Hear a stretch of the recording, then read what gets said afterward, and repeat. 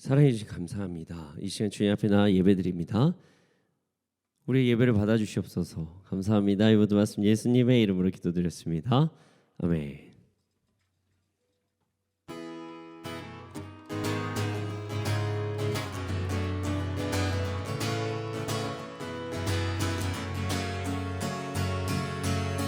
내 마음을 가득 채운 주 향한 찬양과 사랑 어떻게 표현할 수 있나.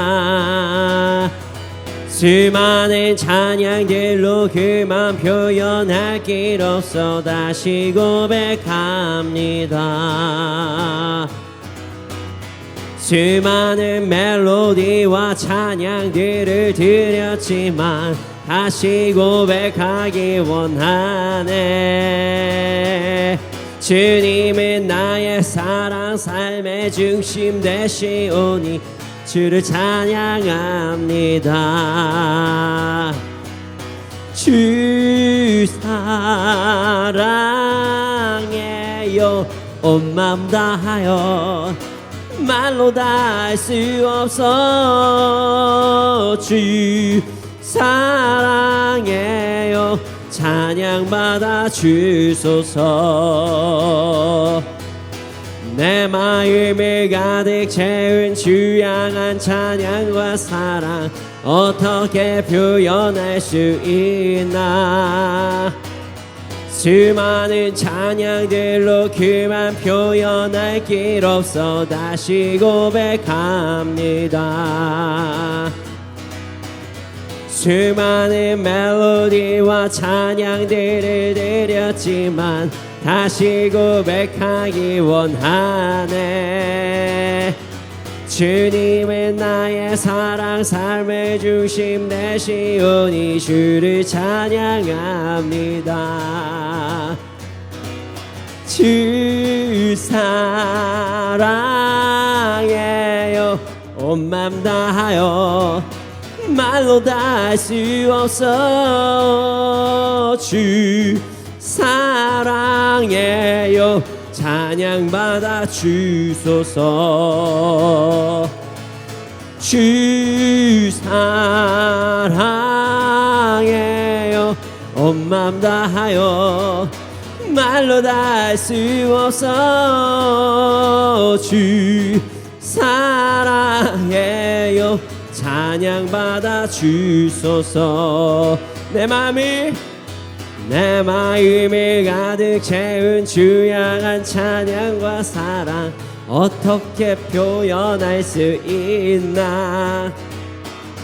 수많은 찬양들로 그만 표현할 길 없어 다시 고백합니다. 수많은 멜로디와 찬양들을 드렸지만 다시 고백하기 원하네. 주님은 나의 사랑 삶의 중심 되시오니 주를 찬양합니다. 주 사랑해요 온 맘 다하여 말로 다 할 수 없어. 주 사랑해요 찬양받아 주소서. 주 사랑해요 주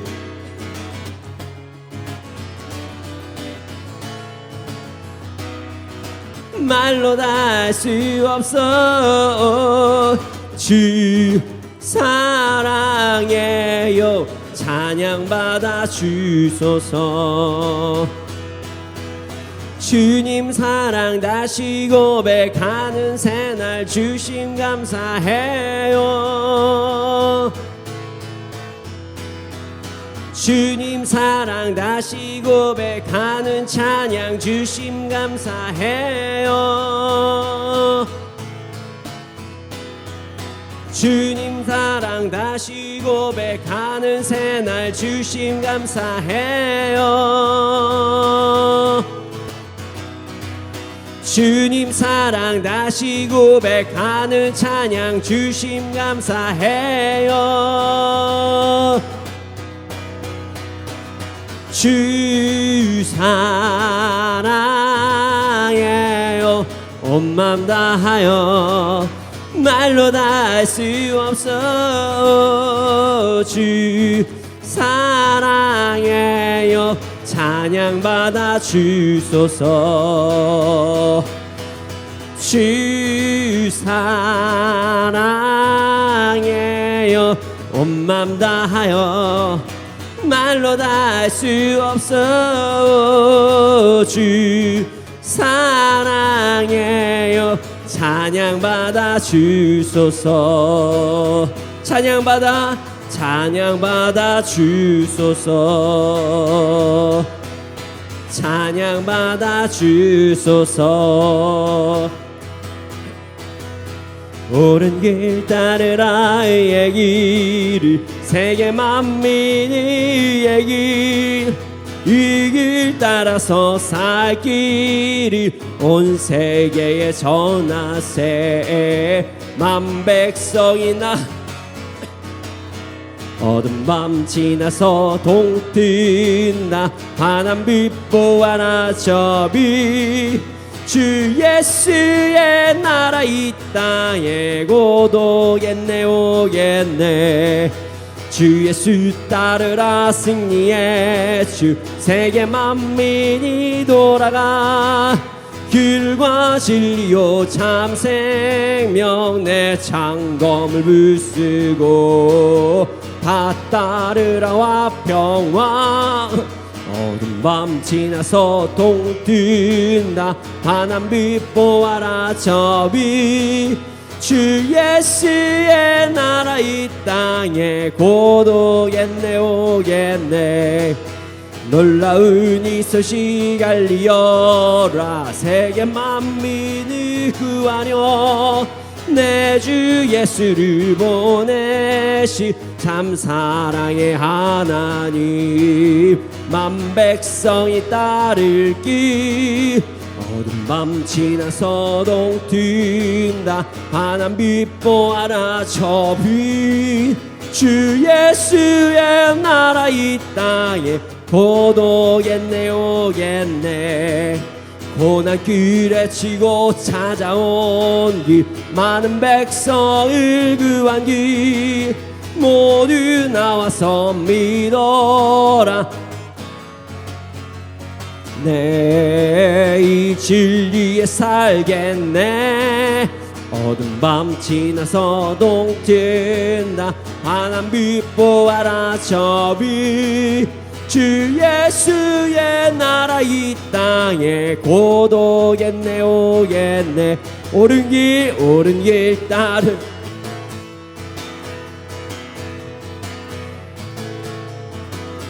이 길 따라서 살 길을 온 세계에 전하세. 만백성이 나갈 길. 어두운 밤 지나서 동뜬다. 환한 빛 보아라 저 빛. 주 예수의 나라 이 땅에 곧 오겠네 오겠네. 주 예수 따르라 승리의 주. 세계 만민이 돌아가. 길과 진리요 참 생명 내 창검을 붙쓰고 다 따르라 화평왕. 어두운 밤 지나서 동뜬다. 환한 빛 보아라 저 빛. 주 예수의 나라 이 땅에 곧 오겠네요. 놀라운 이 소식 알리어 내 주 예수를 보내신 참 사랑의 하나님. 만백성이 따를 길. 어두운 밤 지나서 동뜬다. 환한 빛 보아라 저 빛. 주 예수의 나라 이 땅에 곧 오겠네 오겠네. 고난 길에 치고 찾아온 길. 많은 백성을 구한 길. 모두 나와서 믿어라. 온 세상이 마침내 이 진리에 살게. 아멘. 어두운 밤 지나서 동뜰 나 환한 빛 보아라. 저 빛 주 예수의 나라 이 땅에 고독했네요. 어두운 밤 지나서 된다. 환한 빛 보아라. 저 빛 주 예수의 나라 이 땅에 고독했네요. 주 예수의 나라 이 땅에 고독했네요. 주 예수의 나라 이 땅에 고독했네요. 네.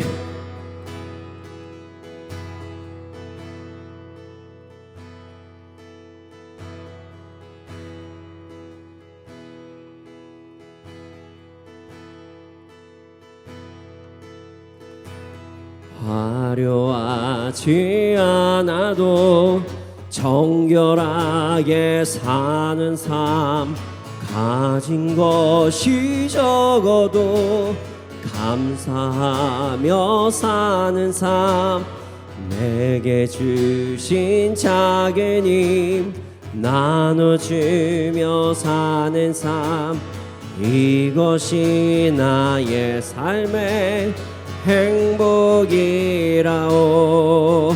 눈물 날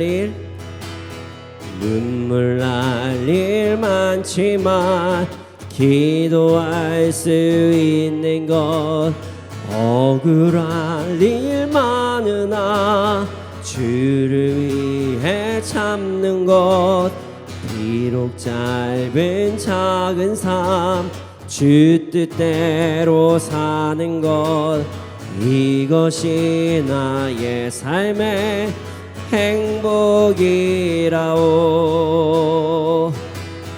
이것이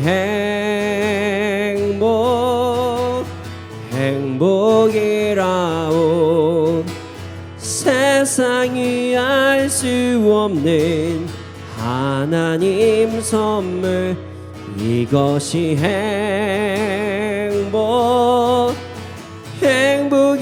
행복이라오. 하나님의 자녀로 살아가는 것, 이것이 행복이라오. 화려하지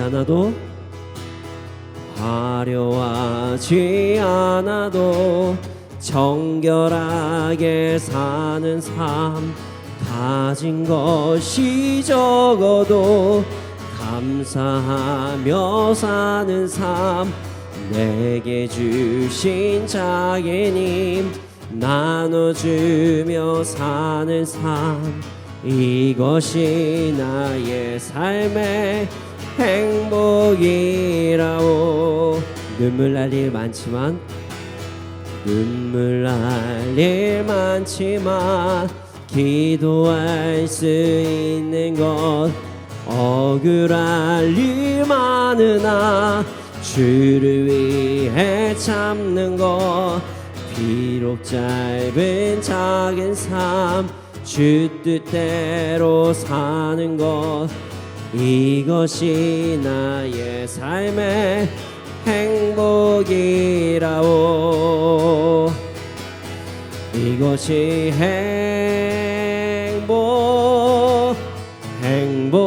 행복이라오. 세상엔 알 수 없는 하나님 선물, 이것이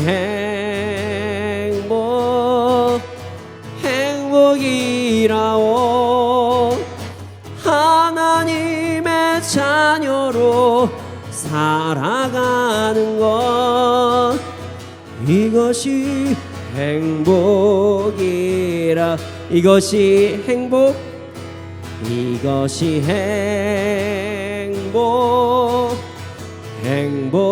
행복이라오. 세상은 알 수 없는 하나님 선물, 이것이 행복이라오. 하나님의 자녀로 살아가는 것, 이것이 행복이라오. 그렇습니다, 여러분. 하나님의 자녀로서 살아가는 것이 행복입니다. 그런데 우리는 간혹 다른 행복들을 꿈꾸며 살아갑니다. 이것이 좋아 보이고, 저것이 나아 보이고, 저것이 괜찮아 보이는, 저것이 즐겁고 재밌어 보이는, 저것이 더 유익이 있어 보이는 삶을 우리가 많이 생각을 합니다. 하지만 그것은 행복이 없습니다. 잠깐의 즐거움과 쾌락은 있을지 몰라도 하나님께서 주신 참된 행복은 그것을 찾을 수가 없습니다. 우리 이 시간 함께 기도하겠습니다. 주님, 내가 하나님의 자녀로서의 그 삶을 행복이라고 느끼지 못할 때가 너무나도 많습니다. 혹은 내가 그것을 머리로는 알고 있지만 누리지 못할 때가 많이 있습니다. 주님, 내가 하나님의 자녀로서의 삶을 정말 행복한 삶이라고 느끼고, 그리고 그 상황들을 누리면서 살아갈 수 있는 삶을 살아가게 하여 주시옵소서. 함께 이 기도 제목을 위하여 기도드리시겠습니다.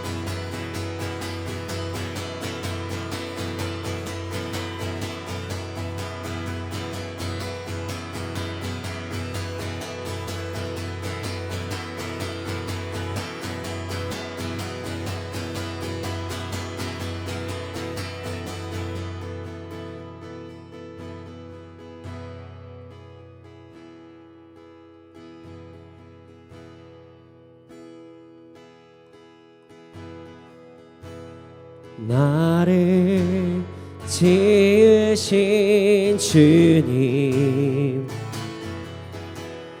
내 안에 계셔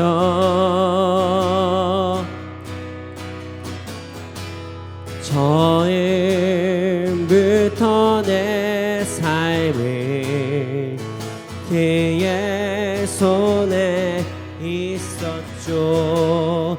나를 지으신 주님, 나를 지으신 주님, 내 안에 계셔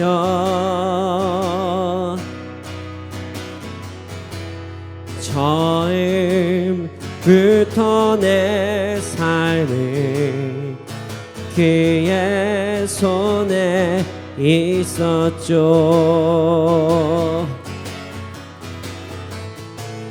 내 이름 아시죠. 내 모든 생각도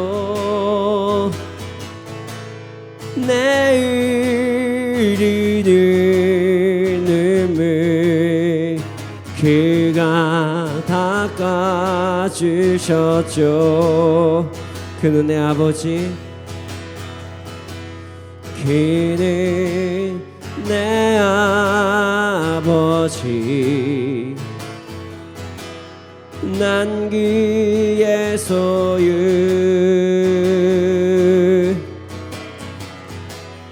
내가 어딜 가든지 날 떠나지 않죠. 내 이름 하시죠. 내 모든 생각도 아바라 부를 때 그가 들으시죠. 다시 한번 고백하겠습니다. 나를 지으신 주님, 나를 지으신 주님, 내 안에 계셔.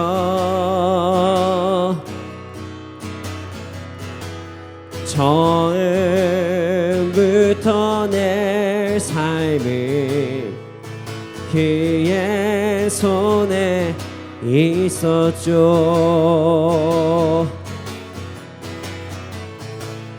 내 이름 아시죠. 내 모든 생각도 내일의 눈물 그가 닦아주셨죠. 그는 내 아버지, 그는 내 아버지, 난 그의 소유.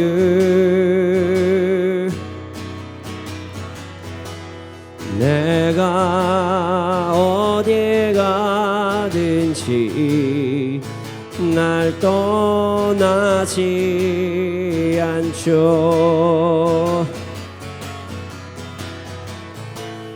내 이름 아시죠. 내 모든 생각도 아바라 부를 때 그가 들으시죠. 내 이름 아시죠. 내 이름 아시죠. 내 모든 생각도 내일의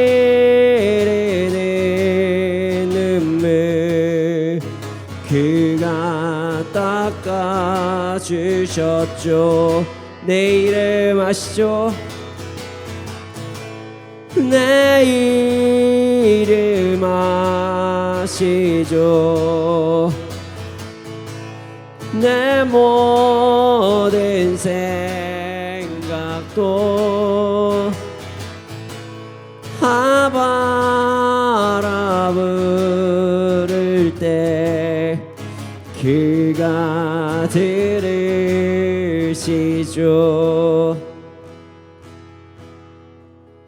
나의 주 나의 하나님이여 주를 경배합니다.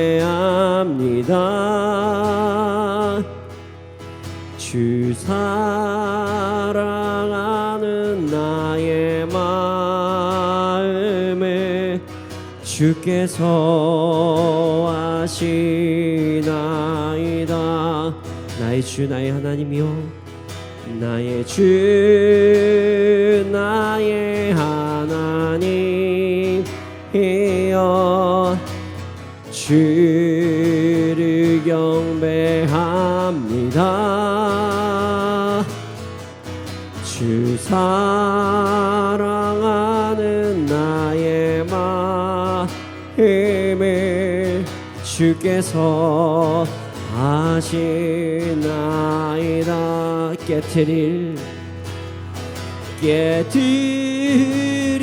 혹함 내게 없으며 주께 드릴 양유 없지만 하나님 형상대로 날 빚으사 새 영을 내게 부어주소서. 나의 주 나의 하나님이여 주를 경배합니다. 주 사랑하는 나의 마음을 주께서 아시나이다. 나의 주 나의 하나님이여 나의 주 나의 하나님이여 주를 경배합니다. 주 사랑하는 나의 마음을 주께서 아시나이다. 나의 주 나의 하나님이여 나의 주 나의 하나님이여 주를 경배합니다. 주 사랑하는 나의 마음을 주께서 아시나이다. 고통 속에 방황하는 내 마음 주께로 갈 수 없지만 저항할 수 없는 은혜로 주님의 길을 걷게 하소서. 나의 주 나의 하나님이여 주를 경배합니다. 아멘. 주 사랑하는 나의 마음을 주께서 아시나이다. 나의 주 나의 하나님이여 나의 주 나의 하나님이여 주를 경배합니다. 주 사랑하는 나의 마음을 주께서 아시나이다. 깨트릴 옥함 내게 없으며 깨트릴 옥함 내게 없으며 주께 드리야 없지만 하나님 형상대로 날 빚으사 새 영을 내게 부어 주 고통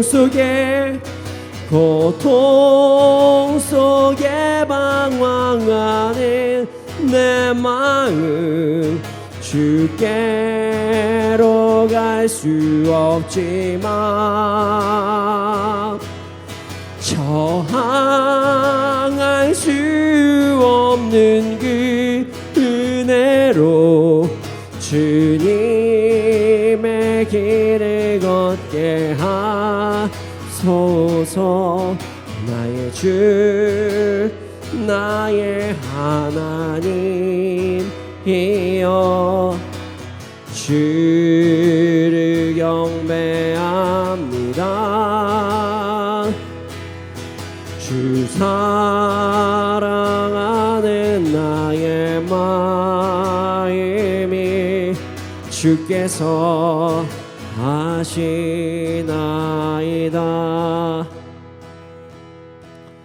두 손 들고 찬양합니다. 다시 오실와 여호와께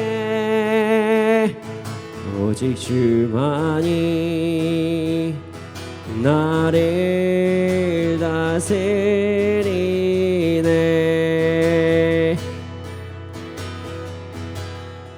두 손 들고 찬양합니다. 두 손 들고 찬양합니다. 다시 오실 왕 여호와께 오직 주만이 나를 다스리네.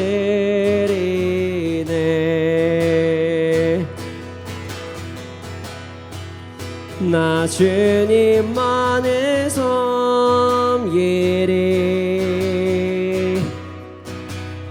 헛된 마음 버리고 성령이 연애 영혼 충만하게 하소서.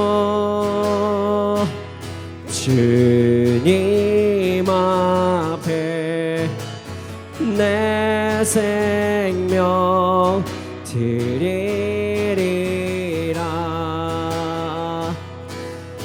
두 손 들고 찬양합니다. 주님 영광 받으소서. 두 손 들고 찬양합니다.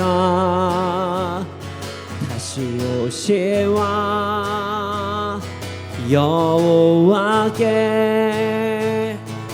오직 주만이 나를 다스리네.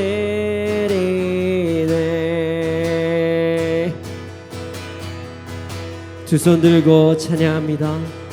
두 손 들고 찬양합니다. 다시 오실 왕 여호와께 오직 주만이 나를 다스리네.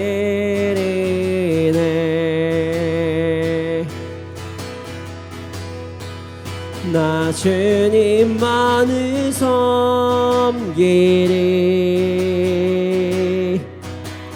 헛된 마음 버리고 성령이 연애 영혼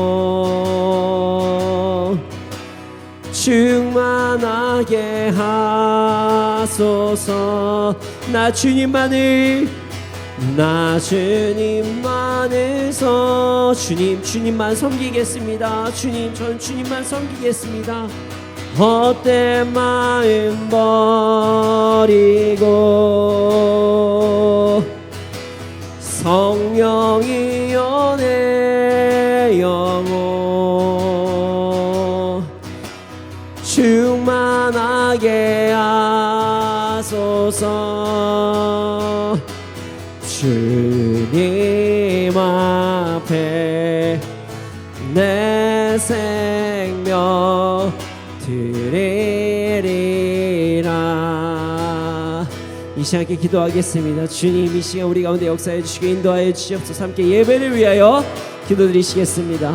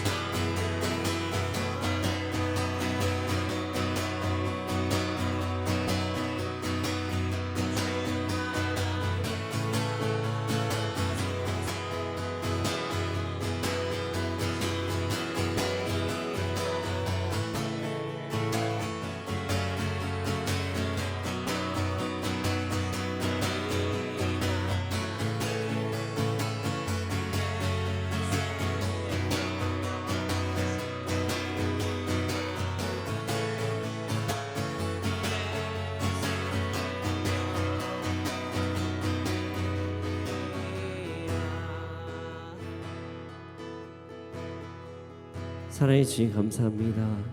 저희가 이렇게 주님께 찬양 올릴 수 있도록 하시면 너무나도 감사합니다.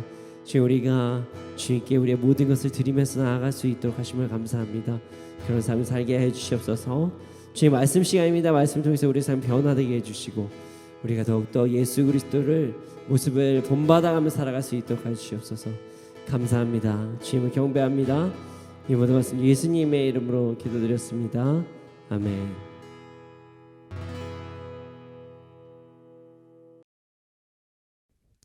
네, 오늘 우리에게 주신 말씀은 느헤미야 5장 6절부터 13절 말씀입니다. 오늘 우리에게 주신 말씀은 느헤미야 5장 6절부터 13절 말씀입니다.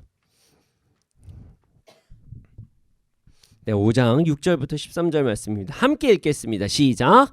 내가 백성의 부르짖음과 이런 말을 듣고 크게 노하였으나 깊이 생각하고 귀족들과 민장들을 꾸짖어 그들에게 이르기를 너희가 각기 형제에게 높은 이자를 취한도다 하고 대회를 열고 그들을 쳐서 그들에게 이르기를 우리는 이방인의 손에 팔린 우리 형제 유다 사람들을 우리의 힘을 다하여 도로 찾았거늘 너희는 너희 형제를 팔고자 하느냐 더구나 우리의 손에 팔리게 하겠느냐 하매 그들이 잠잠하여 말이 없기로 내가 또 이르기를 너의 소행이 좋지 못하도다 우리의 대적 이방 사람의 비방을 생각하고 우리 하나님을 경외하는 가운데 행할 것이 아니냐 나와 내 형제와 종자들도 역시 돈과 양식을 백성에게 구워 주었거니와 우리가 그의 이자를 받기를 그치자 그런즉 너희는 그들에게 오늘이라도 그들의 밭과 포도원과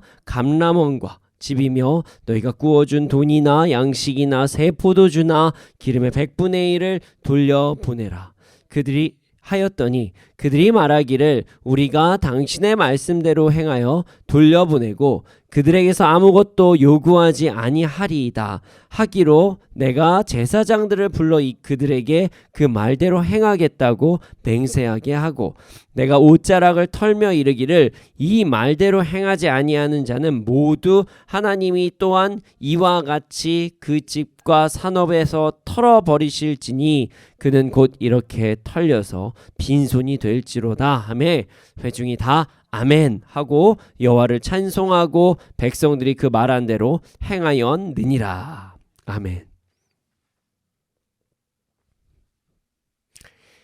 지난주에 이어서 이번 주도 비슷한 주제의 말씀을 가지고 찾아왔습니다.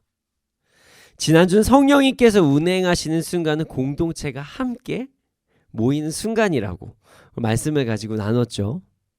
오늘 말씀은 진정한 공동체의 역할에 대해서 말씀을 나누고자 합니다. 하나님께서 공동체에 대한 마음을 자꾸 주시는 것 같아요. 참 신기합니다. 오늘 말씀을 통해서 공동체의 참 의미에 대해서 함께 생각해보는 시간이 되기를 소원합니다. 네, 6절 말씀을 함께 읽어보겠습니다. 6절입니다. 시작. 내가 백성의 부르짖음과 이런 말을 듣고 크게 노하였으나 느헤미야는 백성들의 부르짖음과 말을 듣고 크게 노하였습니다. 느헤미야는 지금 어떤 상황에서도 성벽 재건운동을 잘 해나가던 사람이었어요. 어떤 감정의 어떤 밸런스가 깨어지지 않고 열심히 하루하루 나아갔던 사람입니다. 산발락과 도비아가 조롱을 하고 막 공격을 하고 있는 그런 상황에서도 마음의 평정심을 지키면서 그래 너는 이야기해라 나는 내 갈 길 간다 하면서 열심히 갔던 사람이 느헤미야였어요. 그런 그가 지금 분노를 하고 있다 이렇게 성경에서는 기록이 되어 있습니다. 도대체 어떤 일이 발생했길래 이렇게까지 분노를 하였을까요? 오늘 말씀을 온전히 이해하기 위해서 이전 상황을 한번 살펴보기 원합니다. 느헤미야는 정말 열심히 성벽 재건 운동을 했습니다. 힘썼어요. 자신은 수산궁에서 고위직 공무원으로 술 맡은 관원관, 지금으로 따지면 비서실장쯤 됐을 것 같아요. 정말 높은 자리거든요. 그 자리에서 편안하게 편하게 살 수 있음에도 불구하고 하나님께서 주시는 마음을 가지고 1500km나 떨어진 예루살렘에 와서 고생이란 고생을 다 하면서 성벽 재건운동을 벌였어요. 잘 생각해 보면요, 여러분, 저는 이런 생각을 들었거든요. 산발랏이랑 도비아랑 게셈 있죠. 이런 사람들 수산궁에서는 느헤미야 얼굴도 못 봤을 것 같아요.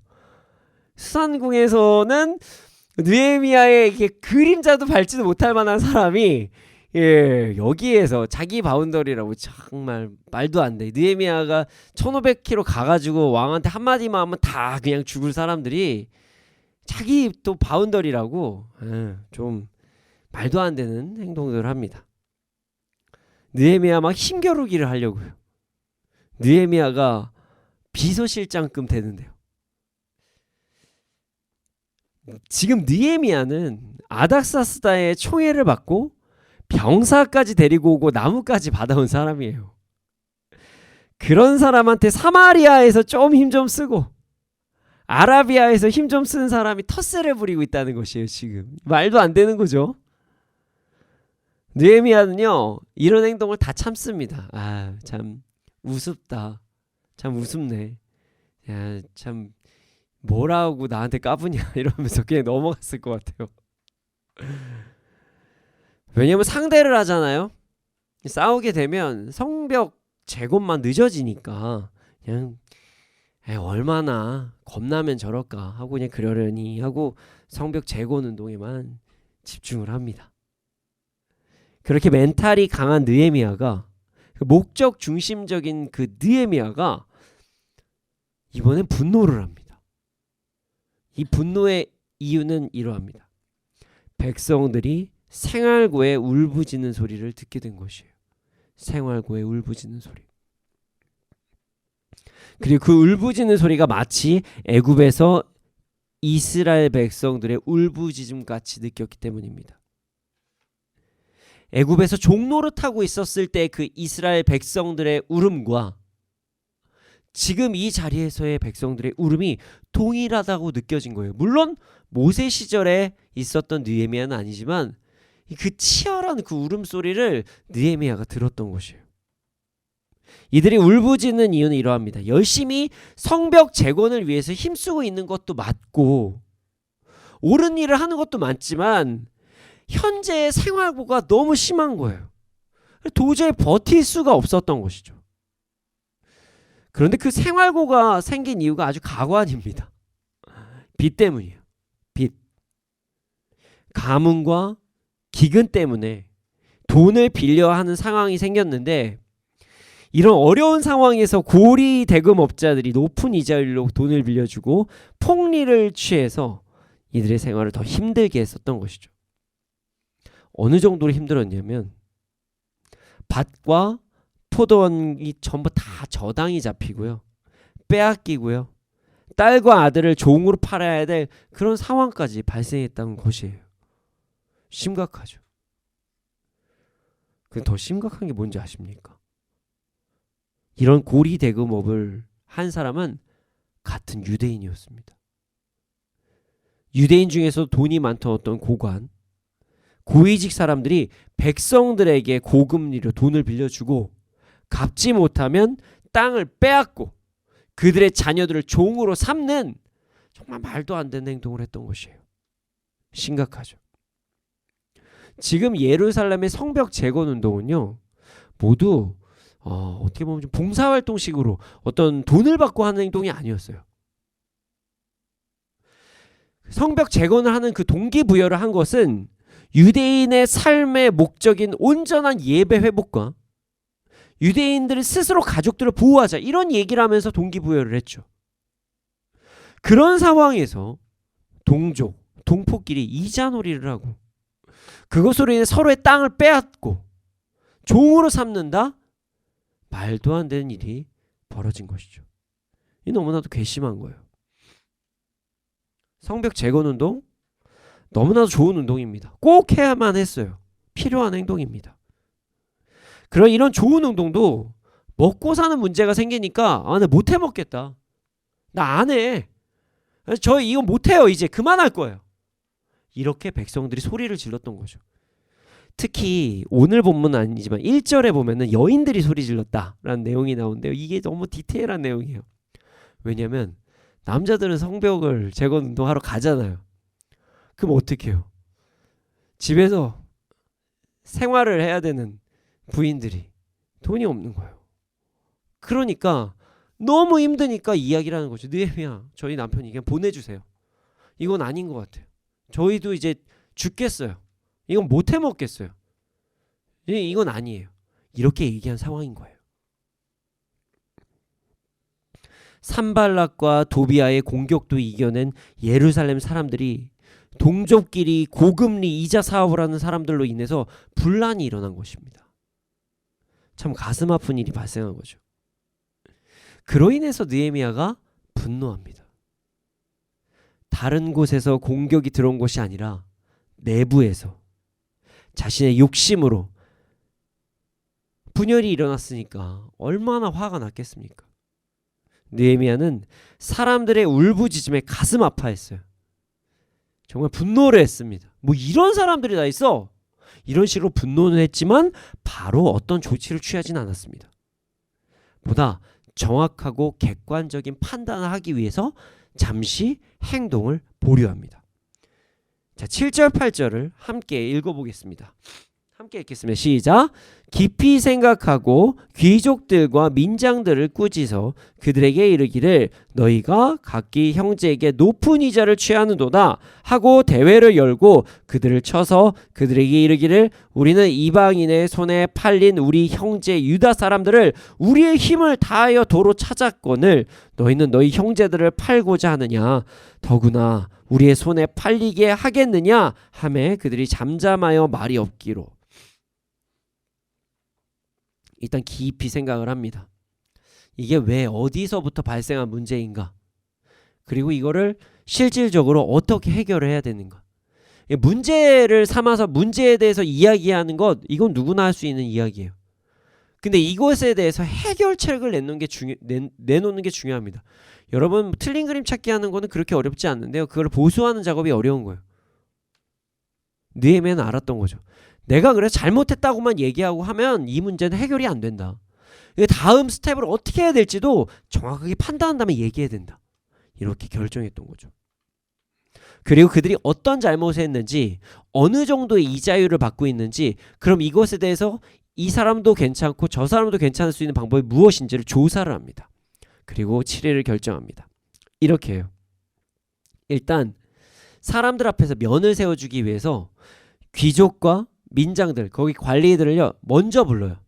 이거 사실이 맞냐? 억울한 상황 아니냐? 이거 진짜 맞냐? 저 사람들이 저러는데 이거 진짜 맞느냐? 이 사람들만 그러니까 손해를 본 사람들의 이야기만 듣는 게 아니라 실질적으로 가해자라고 얘기하는 사람들의 입장도 들어봅니다. 그리고 나서 전체에게 선포를 해요. 이게 무슨 얘기냐? 그 사람들은 실질적으로 그렇게 행동했다는 것을 자백했다는 거죠. 그 내용이 빠진 거예요. 먼저 이렇게 가해자라고 한 사람들을 찾아서 불러서 이야기를 해요. 그 다음에 이게 사실이라는 것이 밝혀지자 많은 사람들에게 공포를 합니다. 이방 사람들에게 팔려서 종이 된 동포의 몸값을 치르고 데리고 왔는데 데리고 온 곳에서 다시 동포를 팔고 있는 행동을 하냐? 이게 무슨 말이냐면은 느헤미야는요 예루살렘에 문제가 있다. 막 사람들이 팔려가고 가족들이 막 누군가에 잡혀가고 이런 상황으로 해서 자기는 수산궁에서 예루살렘을 보호하기 위해 예배가 온전히 회복되기 위해 이곳까지 와서 동포들을 딴 데로 데려가지 못하게 적들에게서 막아주기 위해서 왔는데 너네들은 오히려 동포를 팔아먹니? 이렇게 이야기를 한 거예요. 꾸짖습니다. 그리고 나서 정말 양심이 찔릴 만한 행동을 해요. 이렇게 되면 내가 또 데리고 와야 되는데 내가 어떻게 또 데리고 와? 이렇게 얘기한 거예요. 진짜 찔릴 만한 얘기죠. 니네들이 팔잖아? 난 또 데리고 올 거야. 난 또 데리고 올 거야. 나는 우리 예루살렘의 이 백성들을 절대로 포기 안 해. 난 또 데리고 올 거야. 나 또 데리고 오게 힘들게 만들 거야? 이렇게 이야기를 합니다. 할 말이 없죠. 정확하게 진실을 이야기합니다. 만약 느헤미야가 이자 사업에만 초점을 맞춰서 이야기를 했다면 많은 사람들이 이렇게 생각할 수 있어요. 뭐 예전부터 그냥 선례적으로 했던 건데 뭐 굳이 그렇습니까? 뭐 큰 문제가 됩니까? 우리도 먹고 살아야죠 라고 얘기할 수가 있죠. 하지만 이 이자 문제가 출애굽 사건과 연관이 될 정도로 큰 문제라고 이야기하면 문제가 달라집니다. 그러니까 이 사람들은 나도 먹고 살라고 그랬어요 라고 얘기하면은 끝일 수도 있으니 이 문제로 생기는 여파를 이야기한 거예요. 이자 문제가 포로된 자들이 돌아왔다가 다시 포로가 되는 문제, 이 문제로 연관이 된다면 완전히 다르게 해석이 되기 때문이에요. 느헤미야는 이자 사업이 단순한 이자 사업이 아니라 이스라엘의 뼈아픈 과거에 정말 그 뼈아픈 과거로 이스라엘이 스스로 돌아가게 하는 사건과 똑같다. 이렇게 이야기한 거죠. 그러자 귀족과 관리들이 어떤 말도 할 수가 없었습니다. 느헤미야의 말이 다 맞았거든요. 느헤미야는 이 행동이 하나님 앞에서도 심각한 행동이라고 이야기를 합니다. 자, 9절 말씀을 함께 읽어보겠습니다. 함께 읽겠습니다. 시작. 내가 또 이르기를 너희의 소행이 좋지 못하도다. 우리의 대저 이방 사람의 비방을 생각하고 우리 하나님을 경외하는 가운데 행할 것이 아니냐. 하나님을 경외하는 행동에서 나온 행동이 아니다. 이렇게 이야기를 해요. 자, 어떤 근거로 이야기를 하는 거냐면요. 신명기 23장 19절을 보면은 형제에게 돈을 빌려줄 때 이자를 받지 말라. 분명히 적혀 있거든요. 자, 신명기 23장 19절을 보면 형제에게 돈을 빌려줄 때 이자 받지 말아라. 이렇게 나옵니다.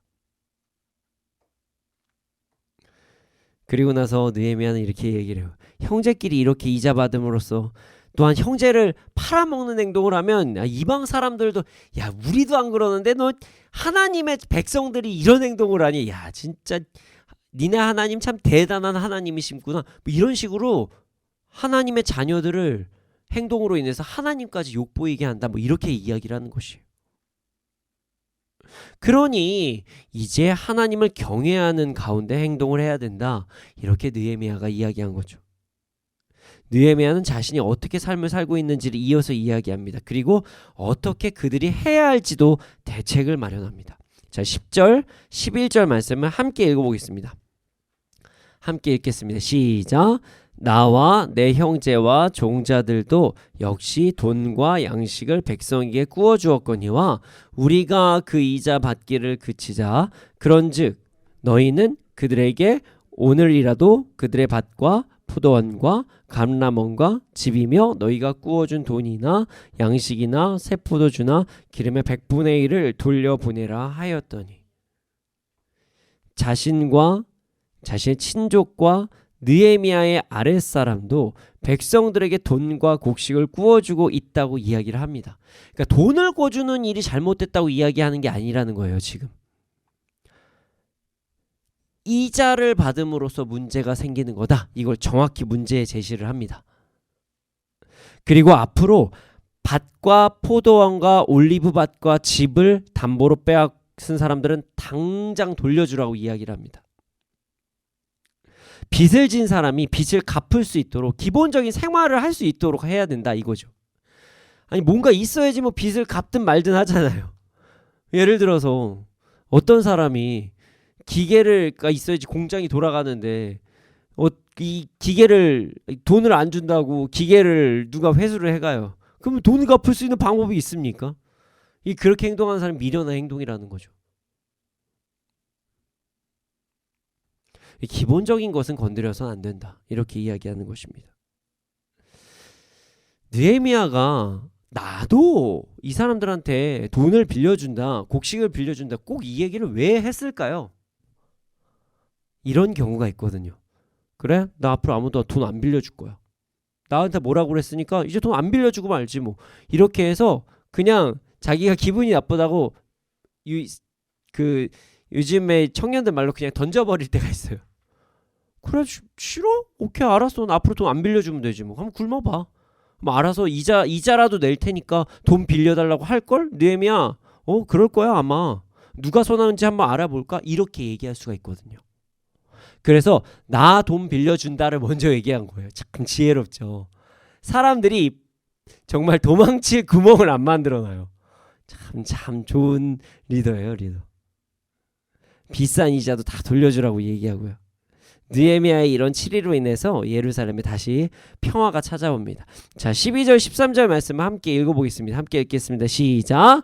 그들이 말하기를 우리가 당신의 말씀대로 행하여 돌려보내고 그들에게서 아무것도 요구하지 아니하리이다 하기로 내가 제사장들을 불러 그들에게 그 말대로 행하겠다고 맹세하게 하고 내가 옷자락을 털며 이르기를 이 말대로 행하지 아니하는 자는 모두 하나님이 또한 이와 같이 그 집과 산업에서 그는 곧 이렇게 털려서 빈손이 될지로다 하매 회중이 다 아멘 하고 여호와를 찬송하고 백성들이 그 말한 대로 행하였느니라. 느헤미야는 진짜 지혜로워요. 느헤미야의 이야기에 귀족들과 관리들이 동의를 합니다. 맞아요. 다 맞습니다. 모두 돌려주겠다 이야기를 하고 아무것도 안 받겠다 뭐 이런 얘기를 합니다. 그러자 느헤미야는 여기서 그래 알았다 잘했다라고 해서 끝내지 않아요. 감정적으로 이야기한 거일 수도 있잖아요. 순간적으로 이 상황을 모면하기 위해서 할 수도 있으니 오케이 도장 찍어 이렇게 이야기한 겁니다. 어디 앞에서? 하나님 앞에서. 대단하죠? 이 사람 철저한 사람이에요. 자 말했습니다. 알겠습니다. 저기 실시간 녹화하고 계시죠? 하나님 이렇게 한 거예요. 계약서에 도장을 그냥 딱 찍어버립니다. 그냥 뭐 인주 찍고 이런 수준이 아니에요. 여호와의 이름을 망령되게 하지 말라 그랬잖아요. 다 알거든요. 이 사람도 하나님의 살아계심을 다 알아요. 그러니까 하나님 앞에서 도장을 찍어버린 거예요. 대단합니다. 제사장을 불러 모아서 서약을 바로 시킵니다. 하나님 앞에서 서약서를 바로 만들어버린 거예요. 그리고 만약에 불법 이자 사업을 하는 사람이 생기면 그 사람의 집은 하나님이 집과 재산 모두 다 사라지게 해버리라 이렇게 얘기를 해버려요. 야 철저합니다. 네 알겠습니다. 네 열심히 해보겠습니다. 안 되면 뭐 할 수 없죠. 이럴 수 있으니 안 되면 할 수 없는 거 없습니다. 자 이제부터 여러분들 말씀 안 지키면 빈털털이 되는 거예요. 다 가난해지기를 원합니다. 아멘. 바로 아멘 합니다. 이제 곧 백성들이 약속을 지켰습니다. 느헤미야가 또 문제를 해결했어요. 이 사람은 진짜 뭐라 그럴까요? 괜히 바사 제국의 비서실장이 된 게 아닌 것 같아요. 이 사람 정말로 대단한 사람인 거 철저해요. 네. 돈에서 강한 사람은 없습니다. 돈 문제에서 대부분 연약해져요. 내 것을 포기하는 사람도 극히 드물고요. 그것으로 인해 생존을 위협받는 사람은요 더더욱 날카로워져서 어떻게 보면은 이 상황이 진짜 밀란이 일어날 수도 있는 상황이었어요. 그런 상황에서 느헤미야가 이 또한 해결합니다. 자신이 그동안 솔선수범하였기에 문제가 쉽게 해결할 수 있었던 것입니다. 또한 말씀을 기준으로 이야기했기 때문에 문제가 쉽게 해결될 수 있었던 것입니다. 느헤미야는 참 대단한 사람이에요. 이 부분까지도 아마 수상궁에서 다 예비한 게 아닐까. 이 4개월 동안 무슨 일이 생겼는지 뭐 할지 백성들의 어떤 상황들도 다 소식통으로 다 들었을 거 아니에요. 4개월 동안 다 준비한 거죠. 참 대단한 거죠. 그리고 더 대단한 건 뭐냐면 순간의 감정에 휩싸여서 행동을 한 것이 아니라 상황을 철저하게 판단합니다. 억울할 수 있잖아요. 돈 빌려준 사람 입장에서도 나도 선한 일 하려고 그랬는데 라고 할 수도 있으니까요. 그래서 조사를 할 때 한쪽 말만 듣고 조사를 한 게 아니라 판단한 게 아니라 이쪽의 이야기를 듣고도 판단을 합니다. 순간의 감정에 휩싸이지 않고 행동을 하고 상황을 잘 살펴본 것을 보면 참 대단한 사람인 것 같습니다. 보통 이런 상황이 되면 많은 사람들이 내가 해결할게 하면서 의분이 일어나거든요. 그래서 그냥 사실관계도 안 따져보고 네가 그랬어 이런 식으로 나간 사람도 생각보다 많은데 절대 그러하지 않습니다. 욱하지 않았어요. 그는 속상하고 화는 나지만 이것의 진위 여부를 정확히 밝히고 나서 행동을 한 것이죠. 느헤미야는 참으로 대단한 리더인 것 같습니다. 우리 모두가 이런 리더가 되기를 원합니다. 그런데 말이죠, 사실 느헤미야만 리더가 아닙니다. 잘 생각해보면 유대인들에게, 예루살렘 사람들에게 돈을 빌려준 사람도 그들의 리더였어요. 귀족과 고관이라고 써있거든요.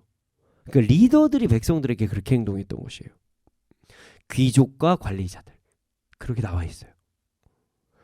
그런데 왜 이들은 느헤미야와 같은 행동을 하지 못했을까요? 이들이 말씀을 몰랐을까요? 아니요, 그렇지 않습니다. 아마 이 사람들도 처음부터 고금리 이런 건 아니었을 것 같아요. 느헤미야가 하나님을 경외하지 않는 행동을 왜 하느냐고 할 때 한마디도 안 했거든요. 이게 잘못됐던 거 알았던 것이에요, 이 사람들도. 근데 뭔가 그들만의 어떤 전통이 돼서 뭔가 늘어나서 이런 일이 발생했던 것이에요. 그럼 저는 고민을 했어요. 저도 이제 제 전공이 경제학이잖아요. 왜 화폐 문제가 생겼을까? 고민을 해봤습니다. 바로 문제는 시각에 있습니다. 귀족과 관리는 자신의 삶만 생각했었던 것이에요. 자신의 생활만 생각했던 것이에요. 자, 귀족과 관리의 입장을 보면 이러합니다. 이제 기근이 찾아왔어요. 농사가 잘 안 되겠죠? 열매가 잘 안 일어납니다. 그럼 사람들이 곡식을 구합니다.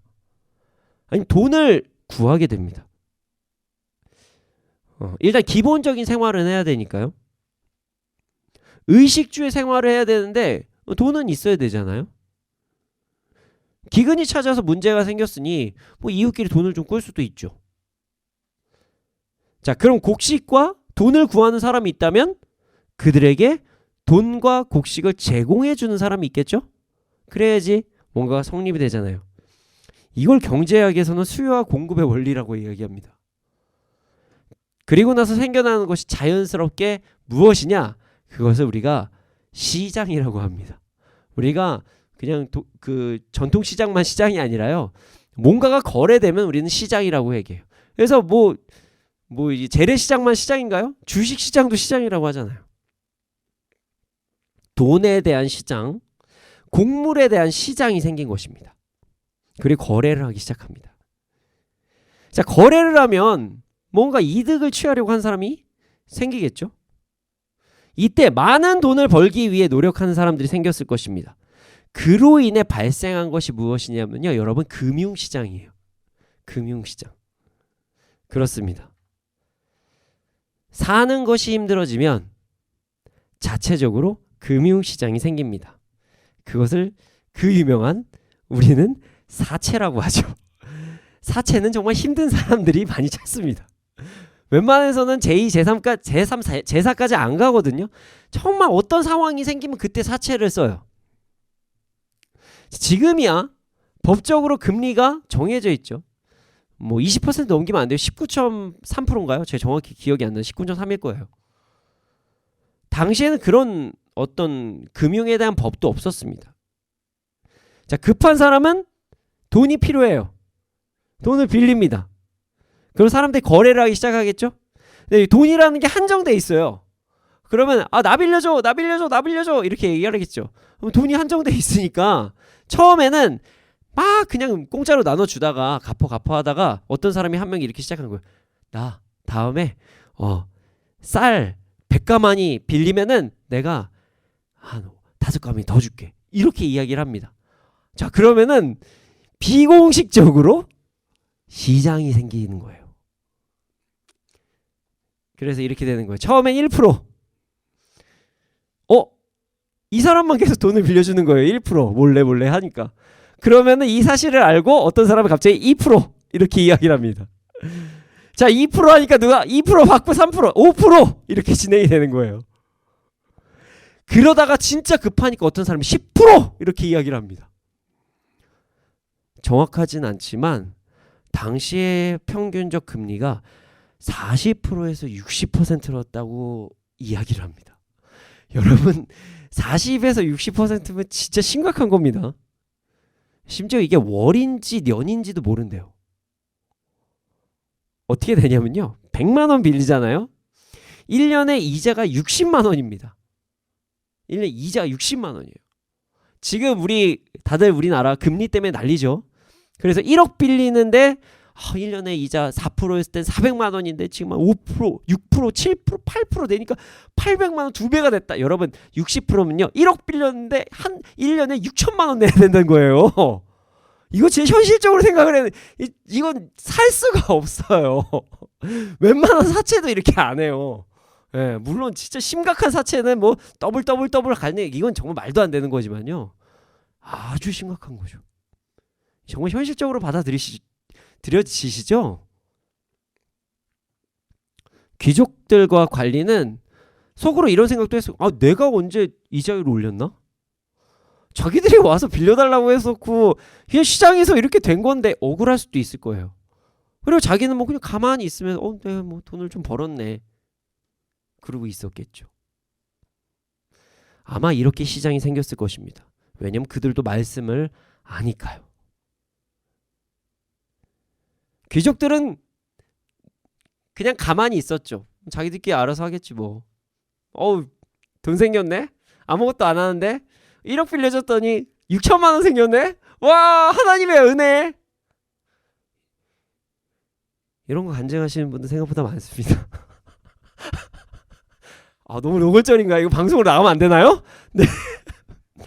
누구는 그거로 인해서 6천만 원을 어떻게 내나를 고민하는데 와 하나님의 은혜.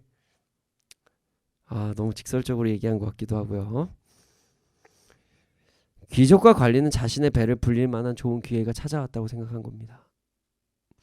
그로 인해서 자신의 동포가 힘들어질 것이라는 생각은 못했던 거예요. 지극히 자기 자신의 삶만 생각을 한 거죠. 마치 내가 취업을 하면 옆 사람은 떨어졌을 거란 생각을 안 하는 것처럼 내가 대학에 붙으면 옆 친구는 떨어졌을 거란 생각을 안 하는 것처럼 참 자기중심적으로 삶을 살아갈 때가 우리 너무나도 많다는 것입니다. 예전에 이제 무한도전이라는 프로그램에서 이런 얘기를 많이 했습니다. 나만 아니면 돼. 나만 아니면 돼. 네. 누군가는 이 모습이 자연스러운 인간의 본성이라고 얘기를 하고요. 그래 생겨난 것이 시장이다. 그러니 이거를 너무 거부할 필요는 없다. 이렇게도 이야기를 합니다. 그러나 하나님의 말씀의 기준으로 보면요, 이것은 참으로 안타까운 모습이라고 볼 수가 있습니다. 뭐 어느 정도의 거래가 왔을 때 서로의 감사 인사의 표시는 할 수도 있겠죠. 근데 그거의 수준을 넘어서 귀족과 관리는 자신의 삶, 자신의 이익에만 집중한 나머지 공동체가 무너지는 것을 바라보지를 못했어요. 내 공동체가 자식이 팔려나가는 걸 보면서도 나는 6천만 원 벌었다 이러고 있었던 거예요. 귀족과 관리들이 공동체를 가볍게 여기고 자신의 삶에만 집중했기 때문에 문제가 생겼습니다. 내 바 아니고 나한테 피해 없으니까 공동체가 무너지든 뭐하든 뭐 상관없지 뭐. 우리 뭐 어쩌겠어. 그들이 자신이 생각지도 못했다고 얘기한다는 하지만 자신이 쏘아 올린 그 금리라는 공이 이렇게까지 문제가 생길 거라고 생각하지 못했을 거예요. 그런데 말이죠. 이들이 자신만 배부르면 된다는 그 행동들로 인해서 자신들이 자멸할 수 있는 상황에 빠져버렸습니다. 일단 하나님의 말씀에 어긋난 행동으로 돈을 벌었기 때문에 하나님께 그들을 치리할 수 있는 합법적인 이유가 생기셨어요. 그 이기적인 행동으로 인해서 그들은 치리받아도 됩니다. 네. 여러분, 사람이 아무리 열심히 뛰어도 하나님께서 그 앞길을 막으시면 답이 없습니다. 축구선수 손흥민이 축구를 아무리 잘해도 발가락이 부러지면 축구를 할 수 있을까요? 못합니다. 그들은요, 스스로 무덤을 판 거예요. 하나님의 말씀을 위반하면서요. 열심히 뛰어보세요. 절대 안 됩니다. 이뿐만이 아니에요. 이자를 내던 사람이 완전히 망가지잖아요. 망해버리잖아요. 그래서 반란을 일으켜요. 자, 그러면은 누가 더 힘들어지겠어요? 같이 망하는 거예요. 그렇지 않나요? 성벽 재건에 동참을 안 하겠다 이렇게 되면 어떻게 돼요? 생각해 보시면요, 여러분, 잃을 게 많은 사람이 잃을 게 많을까요? 잃을 게 없는 사람이 잃을 게 많을까요? 참 미련한 행동을 한 거예요, 이 사람들은. 성벽 재건을 하면요, 자신의 토지들이 더 안전하게 보호를 받는 거거든요. 근데 이러다가 이 사람들이 성벽 재건도 안 해. 그리고 나가 떨어지잖아요. 그래가지고 이쪽 저쪽 나라에서 막 뭐 돈 달라 해라 뭐 해라 해가지고 가져가요. 그럼 누가 제일 많이 뺏기겠어요? 돈 있는 사람들이 뺏기겠죠.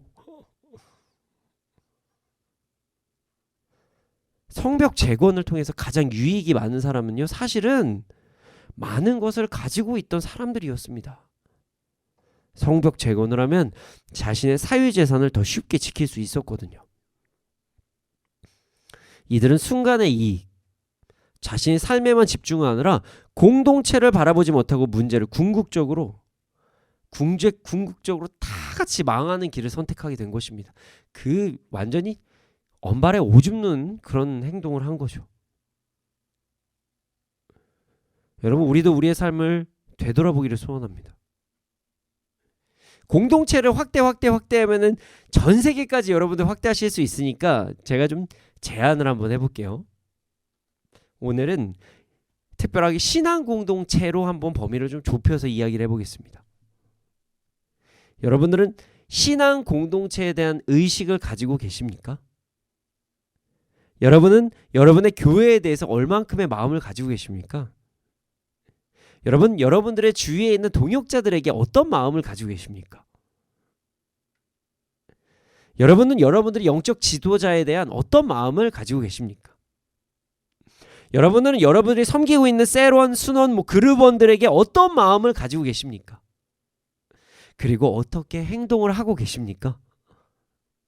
성경을 보면 내 이웃을 내 몸같이 사랑하라고 분명히 말씀하셨습니다.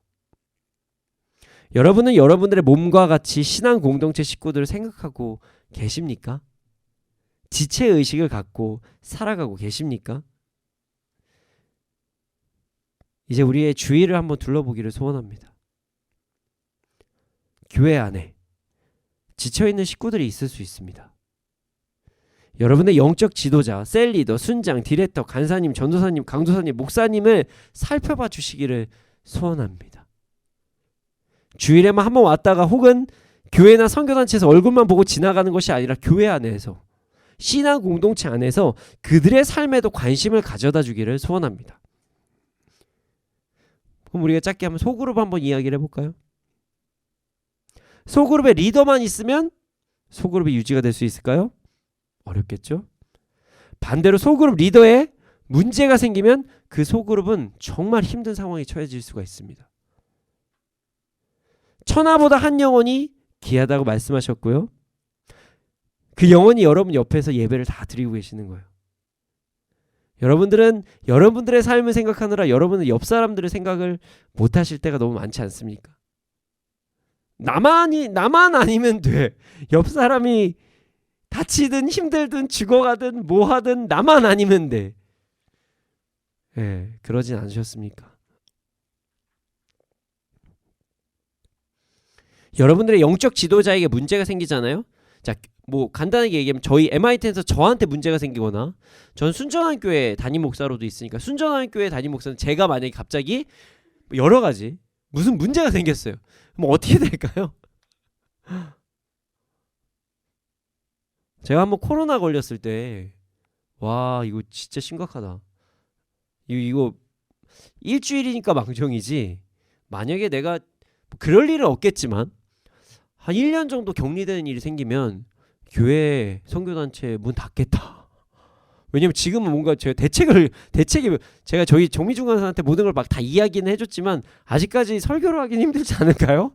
정미중 간사님께서. 우리 정규사 목사님도 계시지만 그래도 제가 해야 될 일도 있지 않을까요? 정말 아찔하더라고요. 정말 아찔. 일주일이니까 다행이지. 이거 한 달 갔으면은 진짜 큰 문제 생겼겠다. 그래서 정말 심각하게 생각을 했습니다.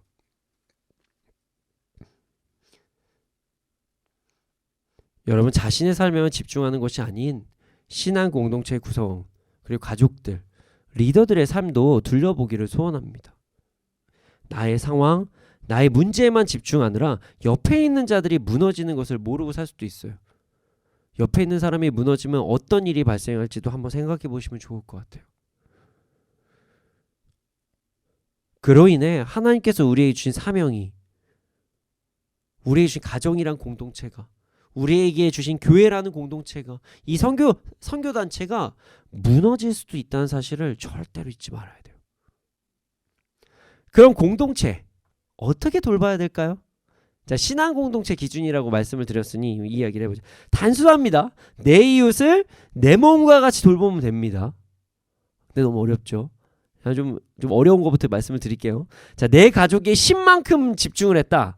신앙 공동체에도 10만큼 집중하면 돼요. 아, 이건 좀 어렵습니다, 목사님. 그럴 수도 있죠. 근데 해야 됩니다.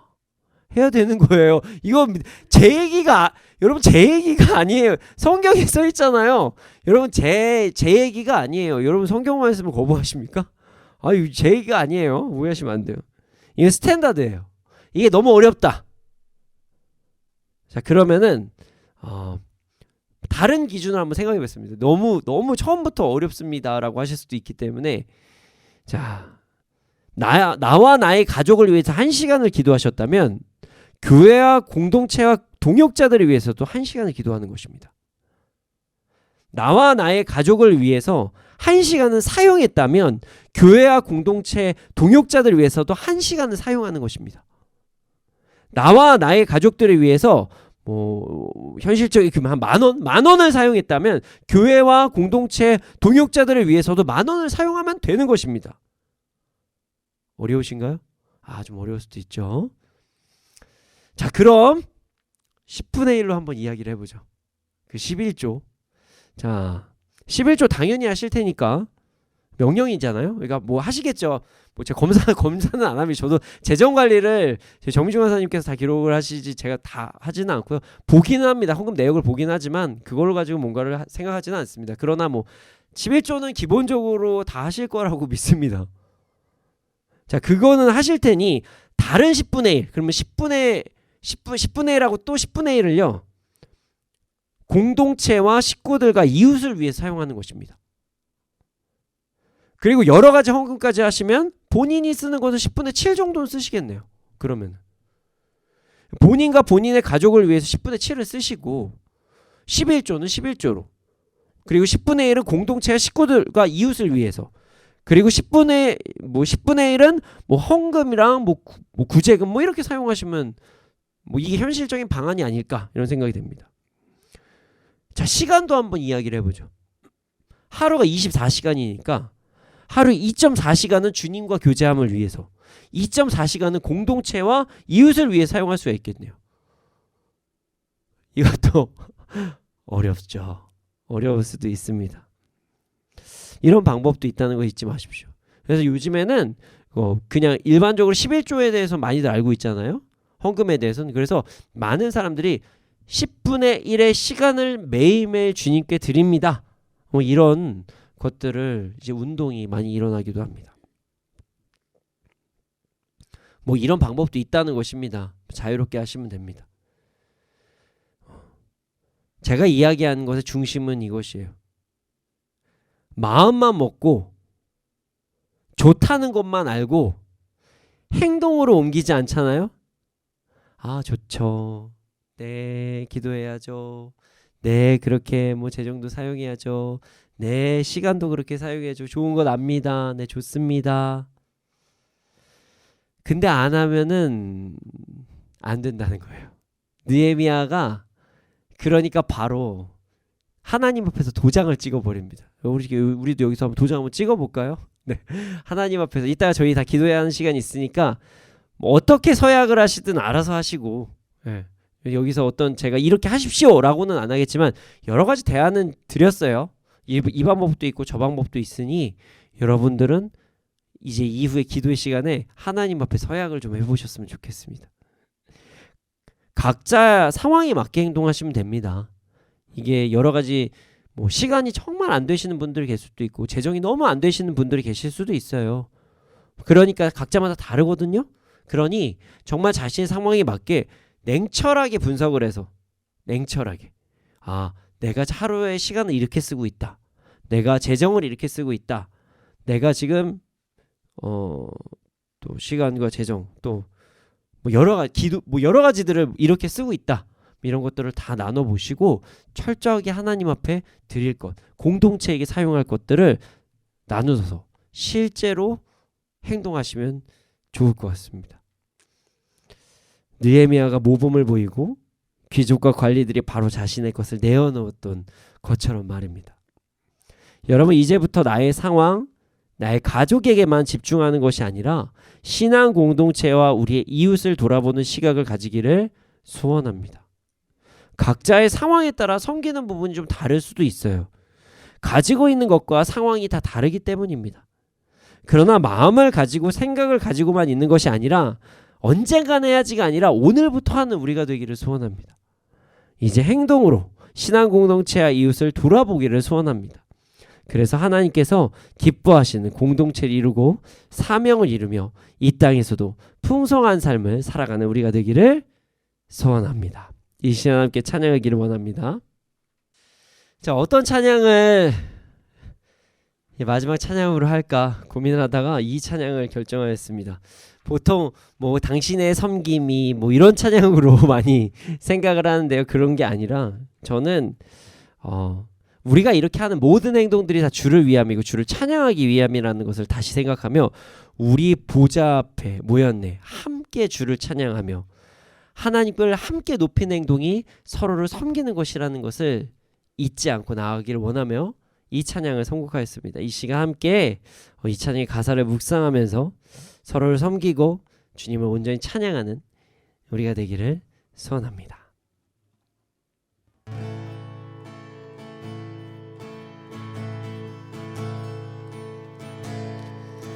우리 보좌 앞에 모였네. 함께 주를 찬양하며 하나님의 사랑 그 아들 주셨네. 그의 피로 우리 구원 받았네. 십자가에서 쏟으신 그 사랑 강같이 온 땅에 흘러 각 나라와 족속 백성 방언에서 구원 받고 주 경배 드리네. 구원하심이 보좌에 앉으신 우리 하나님과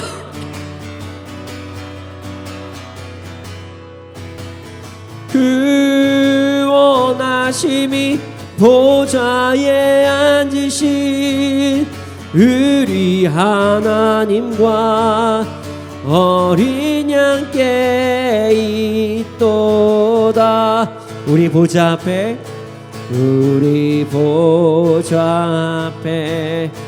모였네.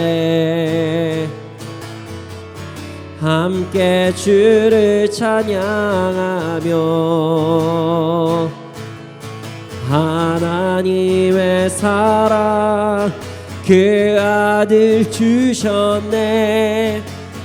그의 피로 우리 구원 받았네. 십자가에서 쏟으신 그 사랑 강같이 온 땅에 흘러 각 나라와 족속 백성 방언 구원 받네. 구원하심이 보좌에 앉으신 우리 하나님과 어린 양께 있도다.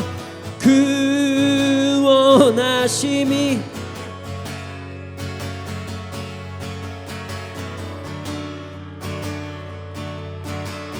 어린 양께 있도다. 그 원하심이 보좌에 앉으신 우리 하나님 어린 양께 있도다. 그 원하심이 보좌에 앉으신 우리 하나님과 어린 양께 있도다. 주님, 우리가 주 안에서 아름다운 공동체 이루게 하여 주시옵소서. 각자 상황에 맞게 서로를 섬기며 나아가게 하여 주시옵소서. 나의 상황에만 집중하는 것이 아니라 주위를 둘러봄으로써 아름다운 공동체 이루며 나아가게 하여 주시옵소서. 함께 기도드리시겠습니다.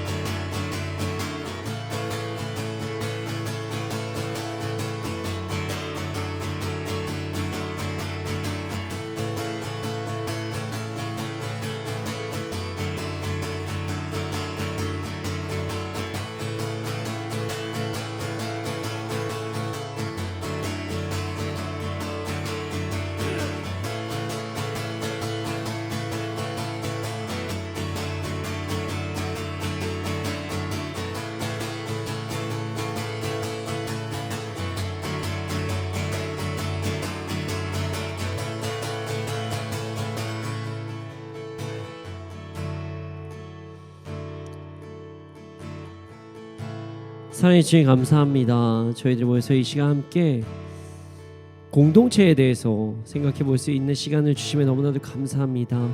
아버지 하나님, 이제 더 이상 나에게 혹은 나의 가족에게만 우리의 시선이 있는 것이 아니라 우리의 신앙 공동체 안에 모든 시선이 함께 나아갈 수 있도록 하여 주시옵소서. 그래서 서로를 섬기고 함께 주님을 찬양하며 나아갈 수 있도록 주께서 인도해 주시고 이끌어 주시옵소서. 감사합니다. 그렇게 될 줄로 믿습니다. 이 모든 말씀 예수님의 이름으로 기도드렸습니다. 아멘. 지금 드려진 예물이 있습니다. 이 예물이 쓰여진 곳곳마다 30배, 60배, 100배 열매가 일어날 수 있도록 하여 주시옵소서. 지금 우리 주 예수 그리스도의 은혜와 하나님의 크신 사랑과 성령님의 감화 감동하신 그 역사하심이 언제나 어느 때나 아름다운 신앙 공동체를 이루기 위해서 힘써 나아간 자들의 머리 위에 이 나라 이 민족 가운데 지금으로부터 영원토록 함께 있을지어다. 아멘.